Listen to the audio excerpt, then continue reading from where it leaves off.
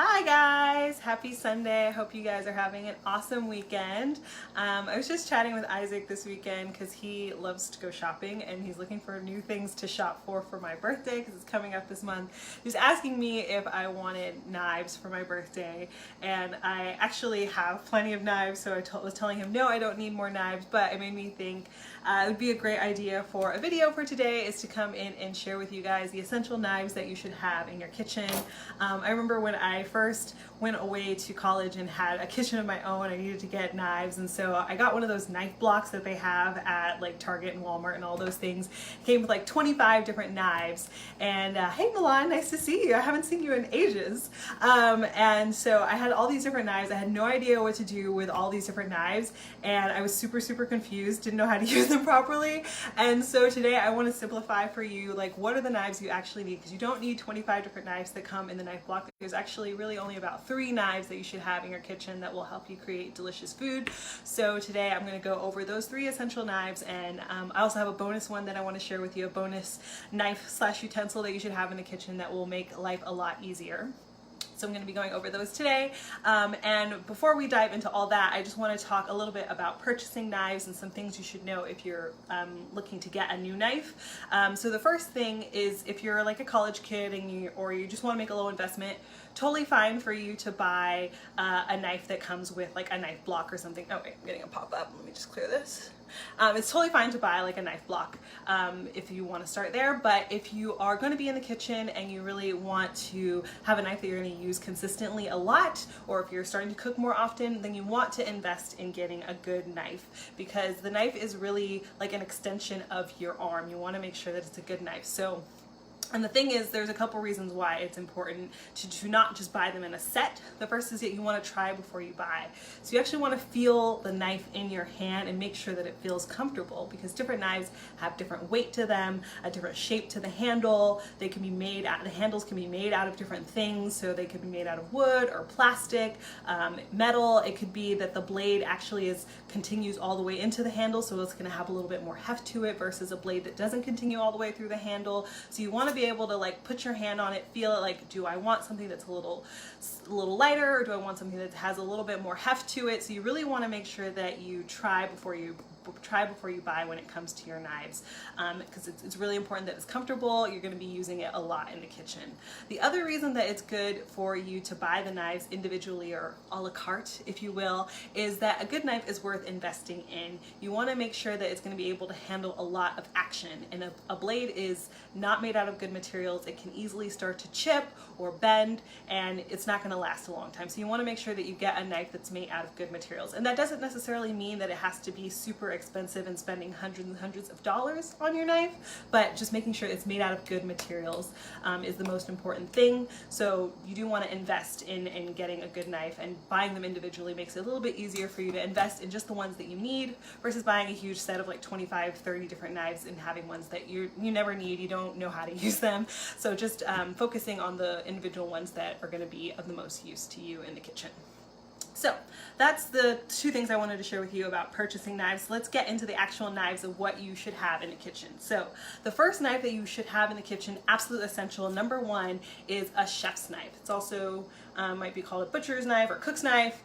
This is a chef's knife. It's the most important knife to have in the kitchen. Usually the chef's knife, the blade is anywhere from 6 to 10 inches long, and this is the one, if you're going to invest in a knife, this is the one to invest in, because you use this pretty much for everything that you're going to do in the kitchen. If you're chopping food and slicing, those kinds of things, this is your main knife. It's also a multitasker. You can do pretty much everything from, you know, your produce to your poultry to all those different things, meat. You're going to use your chef's knife a lot. So you want to, if you're going to invest and get a good knife, you want to start here with the chef's knife.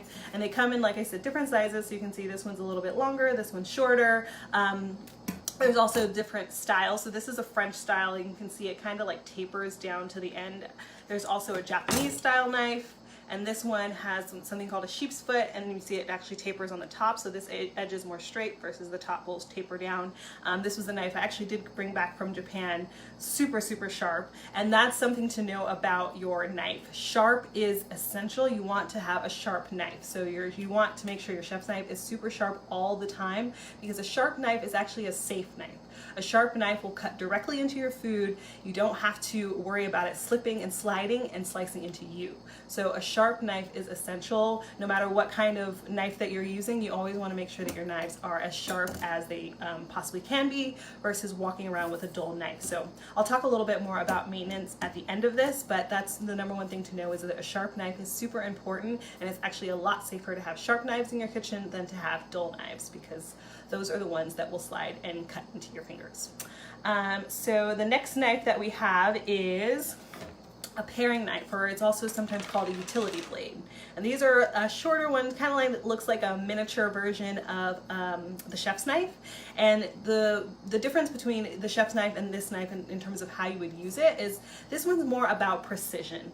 It's a smaller knife, which makes it a lot easier for you to maneuver around things. So you can use this when you're trying to do detailed work. For instance, if you were chopping, trying to mince up garlic, or if you had a strawberry and you're trying to hull out the core of the strawberry.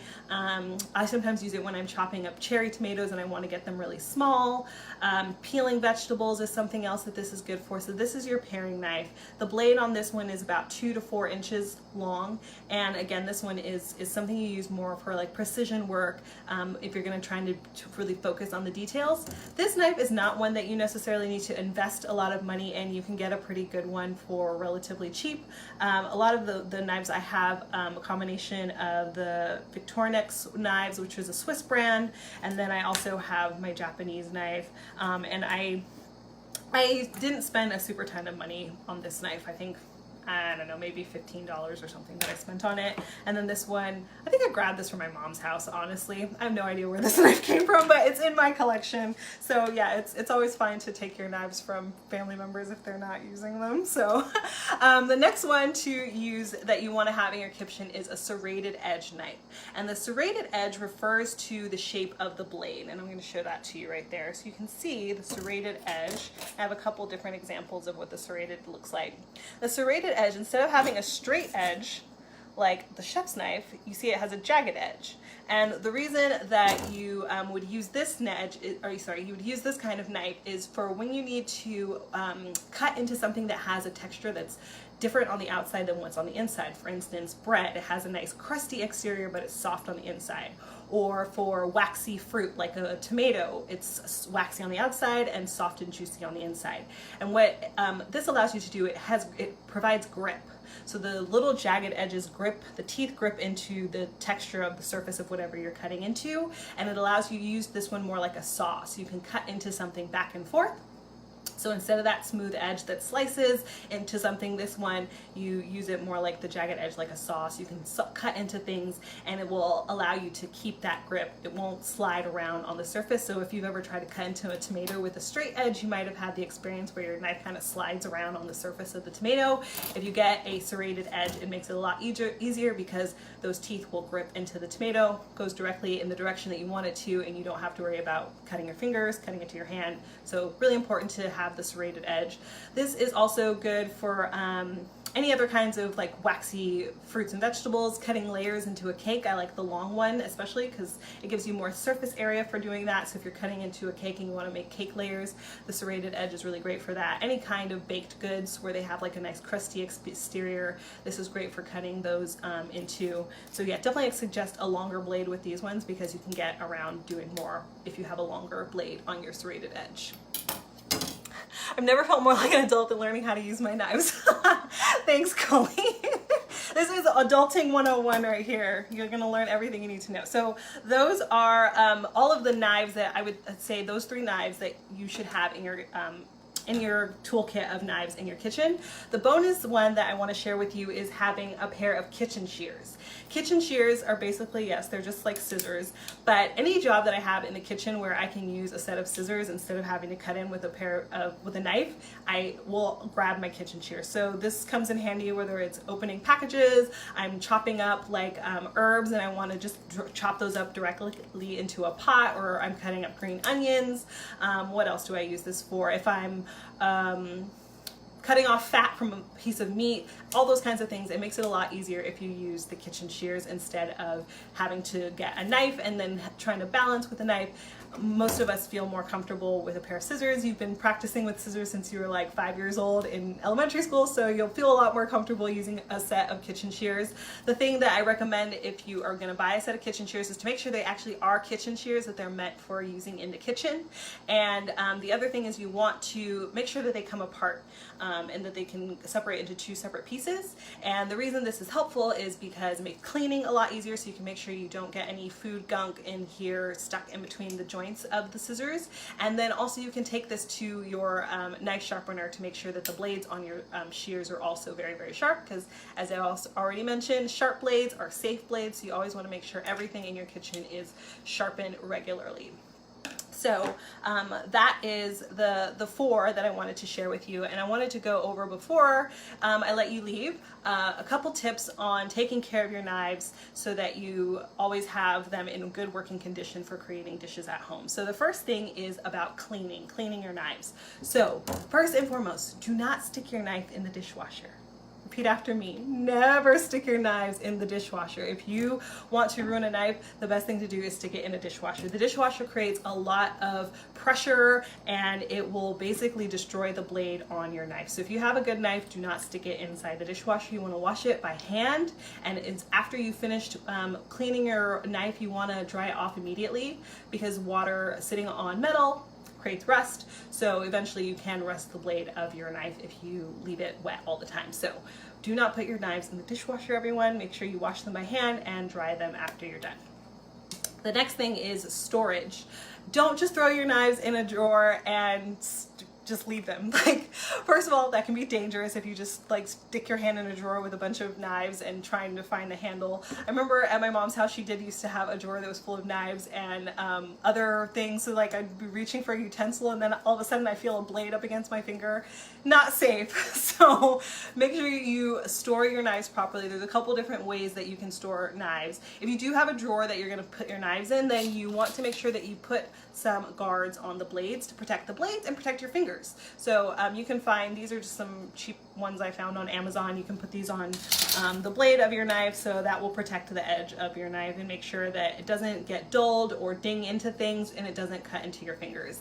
And then the other thing that works really well is you could put up a magnetic strip in your kitchen, and just the metal of the knife will be able to stick to the magnetic strip.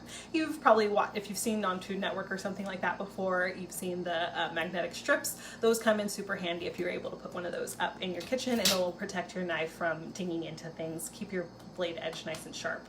And that brings me to the final tip around taking care of your knives maintenance, is keeping your knives sharp, sharpening them. You want to make sure that you are taking your knife to a professional knife sharpener at least like once a year, maybe twice a year. If you're using your knife more often, then more frequently taking it to the knife sharpener makes sense. If you're using them less frequently, then you may only need to go like once a year. If you're using them hardly at all, maybe every other year. But really, you do want to make sure that as part of your maintenance of your knives, that you're taking them to get them sharpened by a professional knife sharpener. Locally, like where I live here in Tacoma, Lakewood area, there's a great knife sharpener that's at the Freight House Square, Vulcan Knives. You can take your knives there. So if you're in the area, that I highly recommend. They do great work there. I think Williams-Sonoma, the chain, also has knife sharpeners that work out of their stores, so you can always take it there, or you can find a great local business of somebody who sharpens knives near you. But you do want to take it to a professional. I do not recommend trying to sharpen your knives yourself at home or using one of those auto sharpeners, because if you don't do it correctly, you can very quickly ruin the blade and it might not be repairable after that. And if you've invested in a really nice knife, you do not want to ruin that knife by trying to sharpen it and doing it improperly. So make sure you go to a professional and have them sharpen your knives, and make sure that you keep sharp knives in your kitchens, because sharp knives are safe knives. I'll say that over and over again. Sharp knives are safe knives. I remember when my husband, Isaac, when he first started getting in the kitchen with me, he was always like, I'm afraid of sharp things. I don't want a sharp knife. And I had to remind him over and over again that sharpness is actually your friend in the kitchen, because sharpness is key to precision when chopping and slicing things. So those are the knives I wanted to share with you. Just to go over those again really quickly, recap. The first knife that you want to have, your chef's knife, is the all-important number one. You got to have one of these. This is the best knife in the kitchen, super important and helpful. It is the multitasker, the king of knives in the kitchen. The next knife that you want to have in your kitchen, a paring knife or utility knife. This is great for precision, small jobs that you have around the kitchen. Makes it a little bit easier versus trying to wield the big knife. If you have a small job where you want to be able to have more accuracy, you can use a paring knife. And then the other knife that you want to have is your serrated edge knife. Show you guys the jagged edge there. This knife is really great when you are cutting into things that have waxy textures, breads, things like that.